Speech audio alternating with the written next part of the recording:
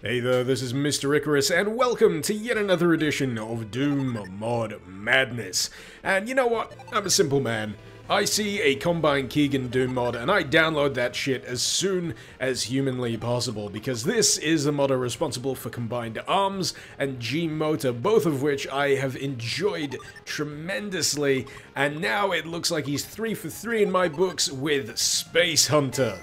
So what exactly is Space Hunter? Well, it's a gameplay mod that seeks to bring elements of classic Metroid into Doom, chief of which being this great big whack-off cannon that we're currently wielding right now. In fact, it's the only weapon that we'll really need to wield for the duration of this mod, maybe aside from an extra secret weapon, but we'll get to that in due time.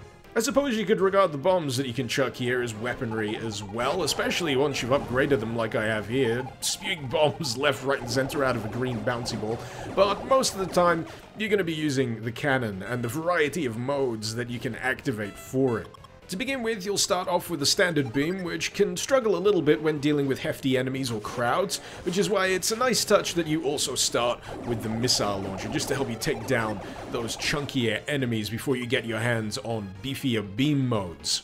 There's 3 additional modes that you can acquire here for your cannon: the Ice Beam, the Wave Beam, and the Plasma Beam, each of which offering their own useful attributes in the midst of battle. But the first one we're going to focus on here is the Ice Beam, which we conveniently have a power-up for right here.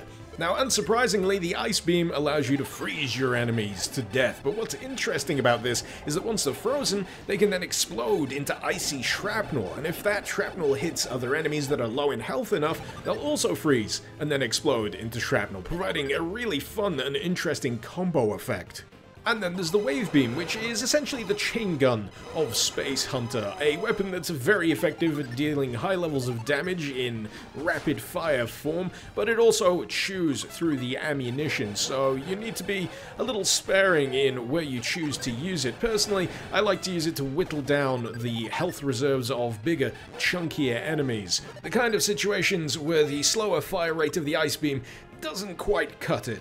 Of course, you'll also be able to power up these particular beams with a special pickup. A pickup that pretty much turns you into an all-destroying juggernaut, because your Wave Beam is increased in speed, and the Ice Beam, as you can see, becomes a spread fire nightmare for any of your enemies foolish enough to get in your way.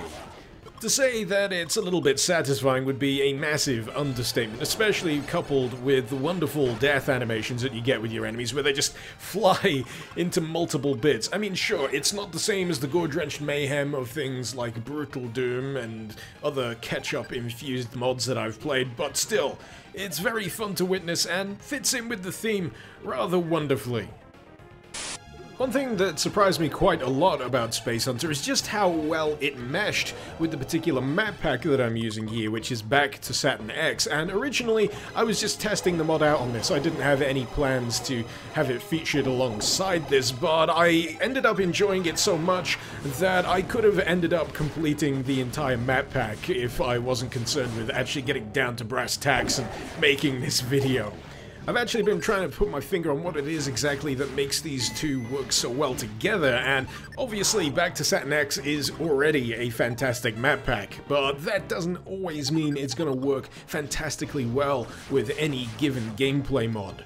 Best I can figure is that Back to Saturn X itself has a somewhat Metroid-style layout already. It's got a lot of crisscrossing exploration, it's not strictly linear, and as you know, exploration and navigation is something that was always at the heart of Metroid to begin with.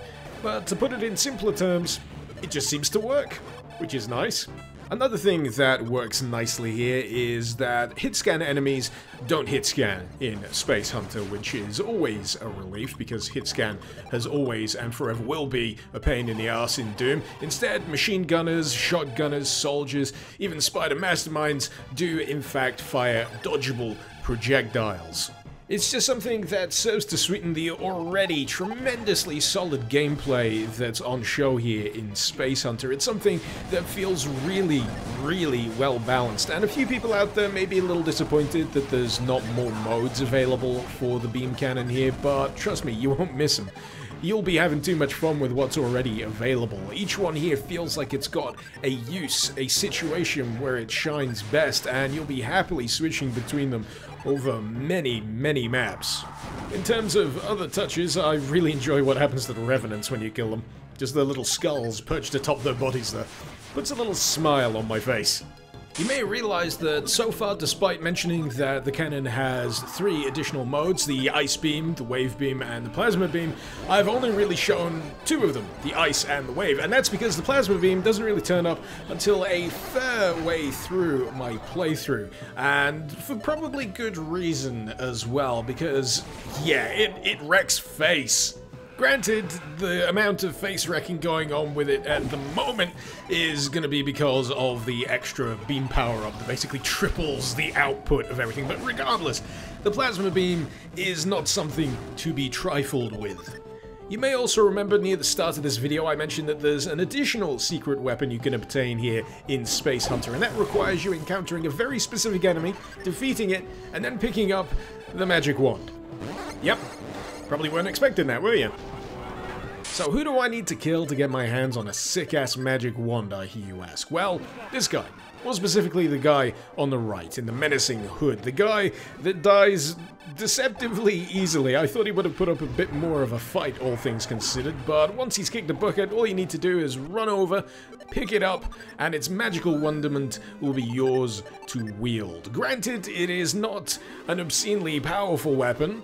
It's pretty well in keeping with the rest of the game's balance, all things considered, but it does have a few useful things, such as being able to spurt flame over your enemies. You can chuck some charmingly 8-bit bombs, and yeah, it's a magic wand. Let's see if we can kill an Archvile with it. This is probably going to take a while, but interestingly, it does take advantage of, I believe, some of the power-ups. I could be mistaken. I think it takes advantage of the bomb power-ups because you can hold down the bomb-chucking button, which is usually reload, and it will unleash a more powerful variant of the bombs on your enemy. Let's see if it works. There we go. That was the ticket. So yeah, if you want your very own wand, look out for the hooded guy, kill him, steal his stuff, job done. Also, I love this level end screen, it's great. But yeah, for me, Space Hunter is just one of those gameplay mods that feels like it's executed flawlessly. It knows exactly what it wants to achieve, and it polishes those elements to a mirror sheen. It's one of those mods that abides by the less is more tenet. In fact, I'd say that previous Combine Keegan mods also adhere to that tenet. It takes these really fun, interesting gameplay ideas, and it doesn't go too overboard with them. Instead, it just focuses on making them really goddamn solid and enjoyable to play. I haven't even mentioned some of the other pickups you can get your hands on here. There's the Varia suit, which acts like a cross between regular armor and the radiation suit, so you can walk across lava or nukage without taking damage, as well as having that armor protection. You can even get your hands on the gravity suit, which I admit I've not really been able to test out, considering Back to Saturn X is the kind of mod that disables jumping, but I can only imagine that it may allow you to jump higher than you normally would.